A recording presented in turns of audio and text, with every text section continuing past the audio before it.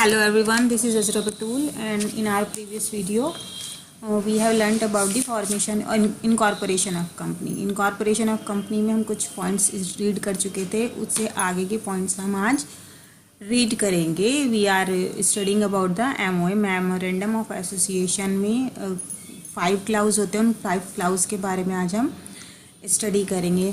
तो हम कुछ जो इसके क्लाउज थे वो स्टडी कर चुके थे. Let's take a review. Formation of a company में यहाँ पर हमने ये क्लियर किया था कि पब्लिक कंपनी और प्राइवेट कंपनी के लिए कितने पीपल नीडेड होते हैं to formation of a company. फिर स्टेप्स थे उसमें. Memorandum of article of company जो होता है वो 5 सेक्शन में डिवाइड होता है, 5 क्लाउज में डिवाइड होता है. उसमें सबसे फर्स्ट था कि जो प्रपोज्ड नेम देती है 6 नेम में से हमें एक नेम उसमें से सिलेक्ट करना होता है कंपनी का, और जो रिस्ट्रिक्टेड नेम है उनको हम नहीं रख सकते कंपनी के लिए. फिर रजिस्टर्ड ऑफिस क्लाउज में था, रजिस्टर्ड ऑफिस क्लाउज में कि हमें अपना जिस स्टेट में हम अपनी कंपनी को एस्टेब्लिश करना चाहते हैं उस स्टेट का नाम देना होता है. अगर हमारे पास वो स्टेट अभी तक क्लियर नहीं होता तो 15 डेज़ का हमें टाइम मिलता है, और प्लेस हमें डिसाइड करने के बाद रजिस्ट्रार ऑफिस में वो 30 डेज़ के अंदर अंदर वो एड्रेस वहाँ पर देना होता है. सो इससे आगे के पॉइंट्स देखते हैं. अब बात आती है ऑब्जेक्टिव क्लाउज की. ऑब्जेक्टिव क्लाउज में क्या क्या आता है. देखिए, कंपनी के जो भी ऑब्जेक्टिव होते हैं मेमोरेंडम ऑफ एसोसिएशन में वो 2 टाइप्स ऑफ ऑब्जेक्टिव होते हैं. फर्स्ट होते हैं मेन ऑब्जेक्टिव और सेकंड होता है ancillary objective.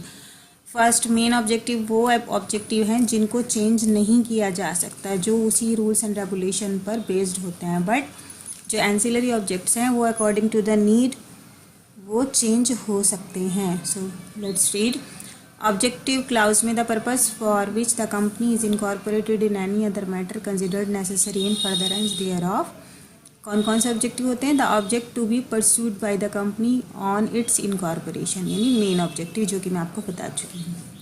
Matter which are necessary for furtherance और of the objects, that is ancillary object, यानी जो चेंज हो सकते हैं. तो ऑब्जेक्टिव क्लाउज भी हमारे मेमोरेंडम ऑफ एसोसिएशन का ही पार्ट होता है. नेक्स्ट आता है लायबिलिटी क्लाउज. लायबिलिटी क्लाउज में हमें ये क्लियर करना होता है कि which type of company we want to incorporate. We have read about the types of companies, kinds of companies. तो इसमें भी हमें ये मेंशन करना होता है कि हम किस तरह की कंपनी को यहाँ पर कॉरपोरेट कर रहे हैं. which type of this company, this is limited by shares, limited by guarantee और unlimited liability. कि किस टाइप की कंपनी है वो हमें यहाँ मेंशन करना होता है. That is liability clause. Let's read. Liability clause, it states the liability of the member of the company limited by shares, limited by guarantee, limited by unlimited liability. यानी इसमें ये मेंशन होता है कि जो मेंबर्स की लाइबिलिटीज़ हैं company के लिए वो किस तरह की लाइबिलिटी हैं. लिमिटेड बाय शेयर्स हैं, लिमिटेड बाय गारंटी हैं, या अनलिमिटेड लाइबिलिटीज़ हैं. तो यहाँ पे क्लियर होता है. तो ये होता है लायबिलिटी क्लाउज. नेक्स्ट आता है हमारे कैपिटल क्लाउज. कैपिटल क्लाउज में क्या होता है. कैपिटल क्लाउज में ये मेंशन किया जाता है कि कंपनी की मैक्सिमम कैपिटल क्या है और ऑथराइज्ड कैपिटल क्या है और पब्लिक इशू से कितनी कैपिटल हो सकती है. So that is capital clause. Let's read these lines. Capital clause. This clause details the maximum capital that a company can raise, which is also called the authorized nominal capital of the company. These are the point of the formation of a company and memorandum. So these were the point of memorandum of association. and कौन कौन से clause होते हैं. Next है हमारा association clause. Association clause में क्या होता है कि मेमोरेंडम ऑफ एसोसिएशन में जितने भी मेंबर्स ये शो करते हैं कि ये चाहते हैं कि हम इस कंपनी के मेंबर बनना चाहते हैं तो उनको उस पर सिग्नेचर करने होते हैं. ठीक है, तो ये सब एक्सप्लेन होता है. So let's read association clause. The association clause explain the any individual sign to the bottom of memorandum of association wants to be part of the association that is being found by the memorandum. यानी कि association clause में वो अपना interest show करते हैं जिनके memorandum of association के bottom पर साइन हुए हैं, तो उनको अपना इंटरेस्ट शो करना होता है that they want to be part of the company, कि वो इस कंपनी के मेंबर बनना चाहते हैं। सो ये था हमारे पॉइंट्स। अब बात आती है आर्टिकल ऑफ एसोसिएशन की। आर्टिकल ऑफ एसोसिएशन क्या होता है? It is the set of rules and regulation of the management of a company. Let's read these lines. Article of association. The article of a company shall contains the rules and regulation for management of the company. It shall not prevent a company from including such additional matters in its article or may be considered necessary for its management. Overall यही है कि article of association में जो भी company के rules and regulations होते हैं उनका मैनेजमेंट किस तरह से होगा, ये सभी आर्टिकल ऑफ एसोसिएशन में क्लियर होता है। नेक्स्ट पॉइंट हमारा डिक्लेरेशन। डिक्लेरेशन में पढ़ लेते हैं ये lines. The person who is engaged in the formation of the company has to give a declaration regarding compliance of all requirements and rules of the act. A person named in the article also has to sign the declaration. Declaration में जो भी एक responsible person होता है वो declare करता है, signature करता है कि जितने भी इस कंपनी के फॉर्मेशन के लिए डॉक्यूमेंट रिक्वायर थे वो सभी हमने कंप्लीट कर दिए हैं and they are true in their knowledge. So ये भी डिक्लेयर किया जाता है। जो भी रिस्पॉन्सिबल पर्सन होता है उसके वहाँ पर साइन कराए जाते हैं, दैट इज़ डिक्लेरेशन। डिक्लेरेशन के बाद हमारे पॉइंट्स आते हैं। नेक्स्ट पॉइंट है e subscriber to the memorandum and individuals name and first directors the article should submit an affidavit with the following details. अब जितने भी सब्सक्राइबर होते हैं सो वहाँ पर जितने भी मेंबर्स होंगे और इंक्लूडिंग डायरेक्टर्स, तो वो सभी एक एफिडेविट वहाँ पर सबमिट करते हैं जिसमें सबके सिग्नेचर होते हैं। रजिस्ट्रार ऑफिस में एक एफिडेविट सबमिट किया जाता है। तो उसमें क्या क्या पॉइंट्स होते हैं ये देख लेते हैं। Declaration regarding non conviction of any offence with respect to the formation, promotion और मैनेजमेंट ऑफ एनी कंपनी। यानी वहाँ पर ये डिक्लेयर किया जाता है कि we are not engaged in any offensive और फ्रॉडुलेंट मैटर, और वहाँ पर ये प्रूफ देना होता है कि हम नॉन कन्विक्टेड हैं, हमने कोई भी क्राइम नहीं किया है और जितनी भी फॉर्मेलिटीज़ थी वो ट्रू मैनर में, फेयर मीन्स में हमने कंपनी की पूरी की हैं। वहाँ पर ये डिक्लेयर करना होता है that we are not criminal and we are not found guilty in any case.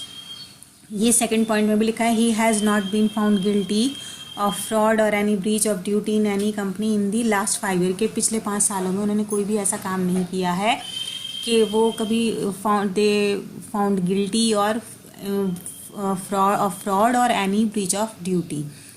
और नेक्स्ट पॉइंट आता है the document filed with the registrar are complete and true to the best of his knowledge. के जितने भी document वहाँ पर file किए गए हैं वो सभी उनकी नॉलेज से सभी ट्रू हैं और बेस्ट ऑफ हिज नॉलेज हैं। उनमें कुछ भी झूठ या फेक नहीं है, कुछ भी फ्रॉड नहीं है।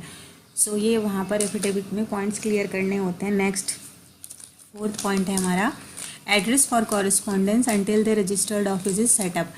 अब ये कौन सा एड्रेस होता है कि जब तक हमारा रजिस्टर्ड ऑफिस का सेटअप नहीं हुआ तो हमें फॉर कम्युनिकेशन एक कॉरेस्पॉन्डेंस एड्रेस वहाँ पर देना होता है।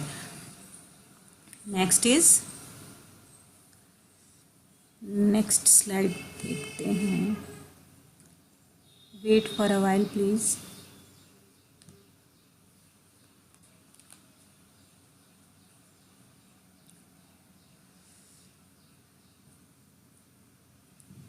Wait a minute.